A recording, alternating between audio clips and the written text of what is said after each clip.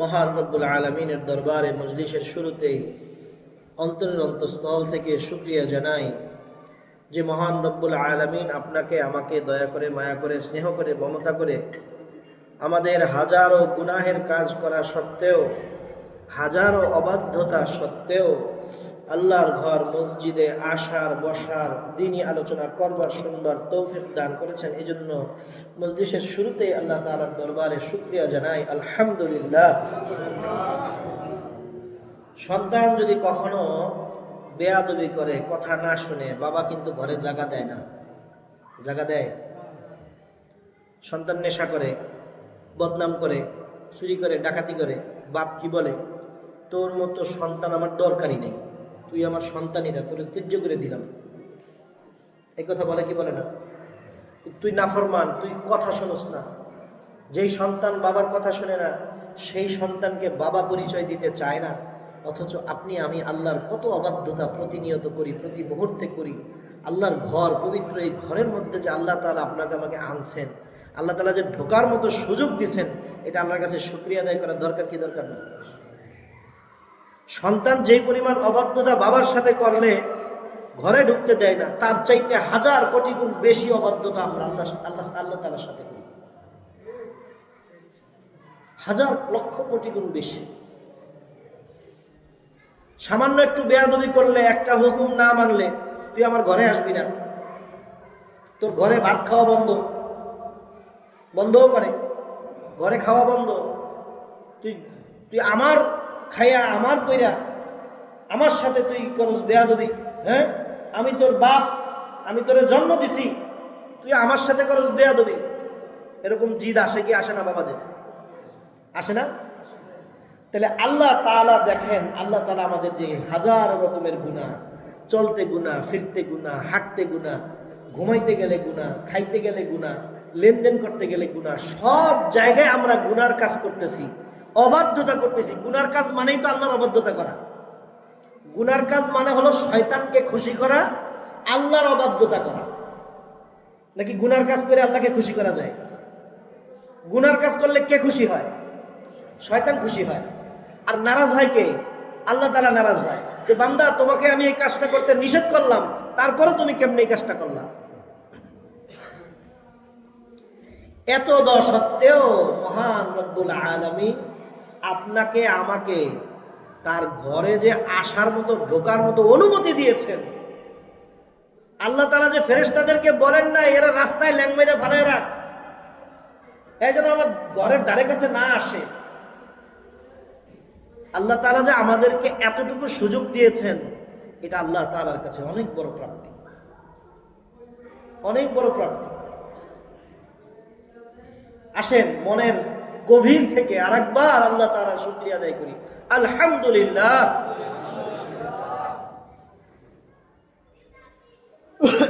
আমাদের সমাজের যে বিষয়গুলো আমাদের সামনে আসে, তন্মধ্যে ইসলাম আমাদেরকে যেই বিষয়টার দিকে খুব গুরুত্বের সাথে লক্ষ্য করতে বলেছে, সেটা হলো মুআমালাত, মুআশারাত। আমাদের সর্বপ্রথম কাজ হলো ঈমান আনা। কি আনা? ঈমান আনা, অর্থাৎ আকীদা ঠিক করা। আমরা কি এক আল্লাহ বিশ্বাসী নাকি বিভিন্ন খোদায় বিশ্বাসী? এই বিশ্বাসটাকে আগে কি করা? ঠিক করা। প্রথম কাজ হলো একটা মানুষের ঈমান ঠিক করা, আকীদা ঠিক করা। দ্বিতীয় যেই কাজ, সেটা হচ্ছে ইবাদতের যেই কাজগুলো আছে সেই জিনিসগুলো ঠিক করা। ইবাদতের মধ্যে নামাজ আছে, রোজা আছে, হজ আছে, যাকাত আছে, অন্যান্য প্রাসঙ্গিক আরো বিষয় আছে। উলামায়ে কেরাম বলেন, 3 নম্বরে আল্লাহ তাআলা সবচেয়ে বেশি যেই বিষয়টার দিকে বেশি গুরুত্ব দিয়েছেন, এমনকি অনেক উলামায়ে কেরাম বলেন আল্লাহ তাআলা ইবাদতের সাথেই এই বিষয়টাকে উল্লেখ করেছেন, সেটা হলো মুআমালাত। মুআমালাত কি? মুআমালাত হলো লেনদেন। মুআমালাত কি? লেনদেন। একজনের সাথে আরেকজনের লেনদেন, আদান প্রদান। টাকা পয়সার হতে পারে, জমি জমার হতে পারে, ভালোবাসার হইতে পারে, মহব্বতের হইতে পারে। এই আদান প্রদান, এই আদান প্রদানটাকে কি বলে? মুআমালাত। মুআমালাতে আমাদের অবস্থা যে এত খারাপ, এতই খারাপ, এটা বিশ্বাস করার মতো না। দেখতে শুনতে বিশাল বড় জবরদস্ত মুফতি সাহেব, দেখতে শুনতে বিশাল বড় জবরদস্ত হাজী সাহেব, দেখতে শুনতে বিশাল বড় নেতা, তার বোনের সম্পদ সে লুট করে খেয়েছে। হাজার হাজার আছে, খোঁজ করলে দেখতে পারবেন। কোরআনের আইন অনুযায়ী সে তার বোনকে সম্পদ বন্টন করে দেয় নাই। বাবার সম্পদ ছেলে যদি 2 অংশ পায়, মেয়ে 1 অংশ পাওয়ার কথা ছিল না, কিন্তু মেয়েকে সেই অংশ দেয় নাই। তুই তো শ্বশুর বাড়ির থেকে পাবি, তুই আবার এখানে আমার আমার আমার বাপের সম্পত্তিতে নজর দেশকে। এটাই আমাদের সমাজে কি হয়ে গেছে, প্রচলিত হয়ে গেছে। কিন্তু এই পদ্ধতিটা সম্পূর্ণ কি হারাম, সম্পূর্ণ ভুল একটা পদ্ধতি। বোন যদি 1 ইঞ্চি পরিমাণ সম্পদ পায়, তাকে ওই 1 ইঞ্চি না দেওয়া পর্যন্ত, বোন যদি তার হক না ছাড়ে, তাহলে কিয়ামতের দিন এই হকের জন্য আপনাকে আমাকে আল্লাহর সামনে জবাবদিহি করতে হবে। আমার ভাইদের মধ্যে যেই ভাইটা বেশি দুর্বল, সেই ভাইটাকে দাবায়া, সেই ভাইটাকে বুঝাইয়া, সেই ভাইটাকে সবচেয়ে নিষ্ঠা খারাপ জায়গাটা দেওয়া, সবচেয়ে অনুপযুক্ত, সবচেয়ে অনুর্বর, যেই জমিতে চাষাবাদ তো দূরের কথা, থাকা তো দূরের কথা, কুকুরেও পেশাব করে না, এমন একটা জমি তাকে কি দেওয়া, বুঝ দেওয়া। আর যে শক্তিশালী থাকে সে কি করে, সবচেয়ে ভালো জায়গাটা, সবচেয়ে উন্নত জায়গাটা, সবচেয়ে দামি জায়গাটা, সেটা দখল করার চেষ্টা করে। এটাই আমাদের মধ্যে চলে আসছে। এই কাজটা কে করায় আমাদেরকে দিয়ে? শয়তান করায়। কারণ এটা অবাধ্যতা, আল্লাহর হুকুমের বিপরীত। আল্লাহর হুকুম হলো তুমি যে অংশ নিবে তার অর্ধেক অংশ তোমার বোনকে, তোমার পিতৃ সম্পদ যদি হয়ে থাকে, পৈতৃক সম্পত্তি যদি হয়ে থাকে, তাহলে তোমাকে অবশ্যই কি করতে হবে, তোমার বোনকে এই সম্পদের অর্ধেক তোমার কি করতে হবে, দিতে হবে। তুমি ডাবল নাও, কিন্তু তোমার বোনকে অর্ধেক দাও। কিন্তু এখন দেখা যায় নিজের সম্পদ, তো নিজের সম্পত্তির কথা তো আল্লাহ বলেন নাই যে তুমি যে সম্পত্তিটা কিনছো বা তুমি অর্জন করছো সেখান থেকে তোমার বোনকে দিয়ে দাও, বরঞ্চ সেটা দিতে পারলে তো আরো ভালো। কিন্তু যদি নাও দাও, তাও আল্লাহর এখানে কোনো কি নাই, আল্লাহ এখানে আমাদেরকে কোনো জবাবদিহির মধ্যে ফেলবেন না। কিন্তু যেই সম্পদ পৈতৃক সম্পত্তি, সেই সম্পত্তি আল্লাহর বিধান মতো যদি বন্টন না হয়, তাহলে এর জন্য আল্লাহ তাআলার কাছে কঠিনভাবে জবাবদিহি করতে হবে। কারণ এটা কার হক? বান্দার হক। এটা কার হক? বান্দার হক। আল্লাহ তাআলা আল্লাহর হক হয়তো মাফ করে দিতে পারেন, কারণ এটার সাথে সম্পর্ক হলো আল্লাহর আর বান্দার। বান্দা আর আল্লাহর সাথে সম্পর্ক, বান্দা মাফ চাইলে আল্লাহ মাফ করে দিতেই পারেন, আল্লাহর সেই ক্ষমতা আছে, আল্লাহ মাফ করে দিতেই পারেন। কিন্তু আল্লাহ তাআলা বলে দিয়েছেন, তুমি যদি বান্দার হক মেরে খাও, সেটা তোমার বোন হতে পারে, সেটা তোমার ভাই হতে পারে, সেটা তোমার বাবা হতে পারে, সেটা তোমার সন্তান হতে পারে, সে তোমার মা হতে পারে, এমনকি সৎ মাও হতে পারে, এমনকি তোমার সৎ বাবাও হতে পারে। তুমি যদি তার সম্পদ আত্মসাৎ করো, এমনকি রাস্তার একটা গরিব লোক হতে পারে, একটা এতিম বাচ্চা হতে পারে, এতিম খানা লিল্লাহ বোর্ডিং হতে পারে, যার যার সম্পদ তাকে যদি বুঝায় না দাও, তাহলে ওই বান্দার হক আমি আল্লাহ কখনো কি করব না, ক্ষমা করব না। কারণ ওটা বান্দার হক ছিল। আল্লাহ তাআলা নিজে বলেন যে বান্দার হক আমি আল্লাহ ক্ষমা করি না। কঠিন হুঁশিয়ারি দিয়েছেন আল্লাহ রাব্বুল আলামিন কোরআনের মধ্যে। মানুষকে আমরা মালামাল কম দেই, চিন্তা করি 100 গ্রাম, 200 গ্রাম, 500 গ্রাম, 10 গ্রাম, 20 গ্রাম করে একটু একটু কম দিতে পারলে 10 কেজির মধ্যে আমার কি হয়ে যায়, 1 কেজি বৃদ্ধি হয়ে যায়। 20 কেজির মধ্যে 1 কেজি বেড়ে যায়। আমি 100 কেজির জায়গায় 120 কেজি বিক্রি করতে পারবো। আরে হিসাব নিকাশ আমরা তো একবারে না বুঝলে এতটুকু তো বুঝি। দুনিয়ার সব হিসাব আপনারাই বুঝেন, কিন্তু আমরা তো এতটুকু টুকটাক এগুলোও বুঝি। 10 গ্রাম করে বাঁচাইলে 100 গ্রামে গিয়ে আবার কি হবে, আবার 1 কেজি হবে। এই যে হিসাব নিকাশ করে আমরা মাপে কম দেওয়া, ওজনে কম দেওয়া, আল্লাহ রাব্বুল আলামিন বলেন তারা কি চিন্তা করে না যে তাদেরকে কবরে যেতে হবে এবং তাদেরকে মৃত্যুর পরে পুনরায় জীবিত করা হবে? আল্লাহ তাআলার ঘোষণা। এই চিন্তা যদি মানুষের আসলে থাকে যে আমাকে মরতে হবে, মরার পরে আমাকে আবার জীবিত হইতে হবে এবং আমাকে আল্লাহর সামনে দাঁড়াইতে হবে, এই যে আমি 10 গ্রাম কম দিলাম, 5 গ্রাম কম দিলাম, এই যে আমি তাকে বুঝ দিয়ে 5টা টাকা বেশি রাখলাম, এই যে আমি তাকে বুঝ দিয়ে 10টা টাকা বেশি খাইলাম, এই যে আমি তার বিচার করতে গিয়ে সে আমাকে টাকা দিয়েছে দেখে আমি তার পক্ষে রায় দিয়ে দিলাম, এই যে অন্যায় অত্যাচার অবিচারগুলো আমি করেছি, এগুলা কার হক? বান্দার হক। চোখের সামনে দেখতেছি যে আসলে এই চুরিটা করছে এই ব্যক্তি XYZ, 3জন ব্যক্তি। চোখের সামনে দেখতেছি যে আসলে XYZ এই 3 জনের ভিতরে X চুরি করেছে। আমরা সবাই বুঝতে পেরেছি এবং জানতে পেরেছি, সবকিছু প্রমাণাদি সবকিছু ফাঁস হয়ে গেছে, সবকিছু সাব্যস্ত হয়ে গেছে, কিন্তু সে আমাকে কোনো টাকা পয়সা দিতে পারে নাই। কে দিতে পারে নাই? YZ, এরা আমাকে টাকা পয়সা দিতে পারে নাই। আমাকে ওই X যেহেতু চুরিধারি করে, সে কি করছে? আমাকে কিছু টাকা পয়সা দিয়ে দিয়েছে, বলে স্যার আপনি আমার পক্ষে রায়টা দিয়ে দিবেন যে কোনো মূল্যে, দোষ যতই পাওয়া যাক। তা আমরা কি করি? ওই ব্যক্তির পক্ষে রায় দিয়ে দিই। না না না না, হাজারো বার দেখা গেল, চোখের সামনে দেখতেছি যে এই লোকটা চোর সাব্যস্ত হয়ে গেছে, এই লোককে দেখছে 10 জন মানুষ, তারপর না না না, ওগুলো বিশ্বাস করা যাবে না, চুরি করছে Y, চুরি করছে Z। কথা বুঝাইতে পারলাম কিনা?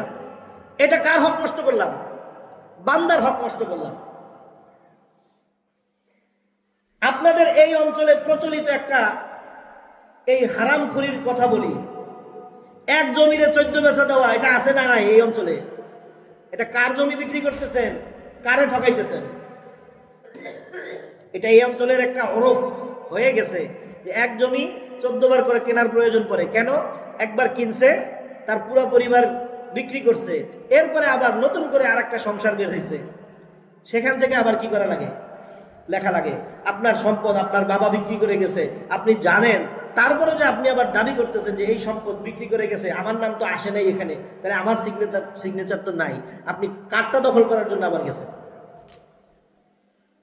কিংবা নাম দাম সব ঠিক আছে, নতুন একটা দলিল আপনি বের করছেন, নকল দলিল, একটা ডুপ্লিকেট 2 নম্বরই একটা দলিল বানায় নিয়ে এসে আপনি বলতেছেন যে এই জমির মালিক আমি, এই জমির মালিকের কাগজপত্র আমার কাছে আছে। এই যে আমাদের সমাজে প্রচলিত, এটা শুধুমাত্র ঢাকুরতা অঞ্চলে যে প্রচলিত এরকম না, এটা আমি একটা কি দিলাম, একটা উদাহরণ দিলাম, যেহেতু আমরা এখানে থাকি, ঠিক আছে না কথাটা? আমরা যেহেতু এখানে থাকি আর এটা এখানে আছে, এটা সারা বাংলাদেশে না, সারা পৃথিবীতেই কম বেশি কিছু না কিছু আছে। কোথাও হয়তো একদমই নাই, কোথাও হয়তো কিছু কিছু আছে, কোথাও একটু বেশি আছে। তাহলে এই যে জমিগুলা বিক্রি হচ্ছে এবং একজনের পর আরেকজন নতুন করে চারা গজাচ্ছে এবং নতুন করে দাবিদার দাঁড়াচ্ছে, এবং সেটার জন্য কি করছে? সন্ত্রাসী বাহিনী লেলায় দেয়। কি জন্য? অবৈধ দখলদারি করার জন্য। তার বাবা বিক্রি করেছে, তার মা বিক্রি করেছে, তার পুরো পরিবার বিক্রি করেছে, এই সম্পদ আবার দখল করে কারে দিয়া? পিস্তল বাহিনী দিয়া। নাইলে কাজ হবে না। পিস্তল বাহিনী দিয়ে দেওয়াল দেয়, রাস্তা আটকায়, গুন্ডা বাহিনী দিয়ে এই কাজ করে। আপনি আজকে পিস্তল দেখাবেন, আজকে আরেকজনকে জবরদখল করবেন, কালকে আপনার পিস্তল নাই। 17 বছর যারা পিস্তল নিয়ে ঘুরছে, এদের এখন কোনো খবর আছে? ফেরাউনের জমানায় ফেরাউন এত বড় শাসক ছিল, সেই ফেরাউনের কোনো নামগন্ধ এখন আছে? ফেরাউনের শক্তির কোনো খবর আছে? নমরুদ এত বড় শাসক ছিল, ইব্রাহিম আলাইহিস সালাতু ওয়াস সালামের মতো জবরদস্ত একজন নবী, ইব্রাহিম খলিলুল্লাহ, আল্লাহর বন্ধু, আল্লাহর দোস্ত, ওই বেটারে নিয়ে আগুনের মধ্যে ফালাইছে। সেই নমরুদের এখন কোনো খবর আছে? অস্তিত্ব আছে? এখন বলবেন যে 17 বছর খাইছে, তো 17 বছরের আগে আপনারা কি করছেন? আপনারা এর বাইরে যারা 17 বছর ছিল এরাই খাইছে, যত বছর আগে যারা ছিল তারা খায় নাই। এখন যারা আছে কাঠটা খাচ্ছেন, কাঠটা খাচ্ছেন। মরতে হবে না? 3 বারের প্রধানমন্ত্রী খালেদা জিয়া কষ্ট করেছেন, মেহনত করেছেন, দেশের জন্য যাই করেছেন, যতটুকু পেরেছেন করেছেন। আজকে আছেন উনি? দেশের জন্য যুদ্ধ করেছেন জিয়াউর রহমান সাহেব, আছেন উনি? দেশের জন্য আরেক যোদ্ধা শেখ মুজিবুর রহমান সাহেব, দেশের জন্য যত খারাপ ভালো আপনাদের সবার কাছেই সবার থাকতে পারে, যে যে আদর্শ গ্রহণ করেন না কেন সেটা নিয়ে আমার কোনো কি নাই, কথা নাই। যার যেটা পছন্দ করেন, রাজনীতি যার যেদিকে করতে মন চায় করেন, কিন্তু আপনার ইমানটা তো ঠিক রাখা লাগবে। ইমান বিক্রি করে দিয়ে রাজনীতি হয় না। কথাটা বুঝাইতে পারলাম কিনা? ইমান বিক্রি করে দিয়ে রাজনীতি চলে না। রাজনীতি করবেন করেন, আপনার যে আদর্শ পছন্দ হবে আপনার সে আদর্শে আপনি রাজনীতি করেন। আপনার একটা জিনিস মনে রাখা লাগবে, আমি মুসলমান। আমি কি মুসলমান, আমার মুআমালাত মুআশারাত ঠিক থাকা লাগবে। আমি আরেকজনকে পিস্তল ঠেকায় টাকা দিতে পারি না, এটা আমাকে আল্লাহ তাআলা, আমার কোরআন হাদিস এটা আমাকে শিখায় না। আমি আরেকজনকে জুলুম করে তার কাছ থেকে কি করতে পারি না, টাকা পয়সা আদায় করতে পারি না, এটা আল্লাহ তাআলা আমাকে অনুমতি দেয় না। এটা খেয়াল রেখে কাজ করতে হবে। আপনি রাজনীতি যেই দলের মন চায় সেই দলের করেন, আমার কোনো দল নিয়ে ঠেলাঠেলি নেই। আমি মনে করি সব দলের মধ্যেই ভালো খারাপ আছে। সব দলের মধ্যে কি আছে? ভালো খারাপ আছে। দল এটা তো একটা নাম মাত্র। আসল সমস্যা কোথায়? ব্যক্তি সমস্যা। ব্যক্তি ব্যক্তি ভালো কি খারাপ, এটা হলো সমস্যা। ব্যক্তি যদি ভালো হয় তাহলে দলের সুনাম হয়, ব্যক্তি যদি খারাপ হয় তো দলের বদনাম হয়। তাহলে ভালো করা লাগবে কি? নিজের আমল, নিজের ঈমান। সর্বপ্রথম ঈমানটাকে ঠিক করতে হবে, এরপরে ইবাদতের মধ্যে নামাজ রোজাটাকে ঠিক রাখতে হবে। এরপরে উলামায়ে কেরাম বলেন দ্বীনের 3/4 হলো লেনদেন। কয় চতুর্থাংশ? 3/4। কত বড় কথা! সম্পূর্ণ দ্বীন ইসলাম, এটার 3/4 এই অংশটা জুড়ে আছে কি? লেনদেন। যার লেনদেন ঠিক নাই, আল্লাহ রাসূল সাল্লাল্লাহু আলাইহি ওয়াসাল্লাম বলছে ওর ঈমান ঠিক নাই। যার লেনদেন ঠিক নাই, আল্লাহর রাসূলের মুখের ভাষা, সহিহ মুসলিমের হাদিস, আল্লাহ রাসূল সাল্লাল্লাহু আলাইহি ওয়াসাল্লাম বলেন মা খাতাবানা রাসূলুল্লাহ সাল্লাল্লাহু আলাইহি ওয়াসাল্লাম খুতবাতান কত্তু। সাহাবা আজমাইনরা হাদিস বর্ণনা করেন যে রাসূলুল্লাহ সাল্লাল্লাহু আলাইহি ওয়াসাল্লাম প্রায় সময় খুতবার মধ্যে এই আলোচনা করতেন, প্রায় সময় এটা বলতেন, ইল্লা কাল, এটাই বেশি বলতেন, ইন্নাহু লা ঈমানা লিমান লা আমানাতা লাহু। যার মধ্যে আমানতদারিতা নাই তার ঈমান নাই। যার আমানতদারিতা নাই তার ঈমান নাই। তাহলে আপনার কাছে আমানত ছিল ইসলামটা, আপনার কাছে আমানত ছিল এই দ্বীনটা। আপনি ইসলামের খেয়ানত করেছেন, দ্বীনের খেয়ানত করেছেন। আপনার দ্বারা ঈমান, আপনার মধ্যে ঈমান আছে। আপনি হয়তো, আমি হয়তো দাড়ি রেখেছি, টুপি রেখেছি, বড় জুব্বা পরেছি, এটা হলো একটা ভেষ হয়েছে, কিন্তু এটার মধ্যে, এই দাড়ি টুপির মধ্যেই আসলে মূলত কি না?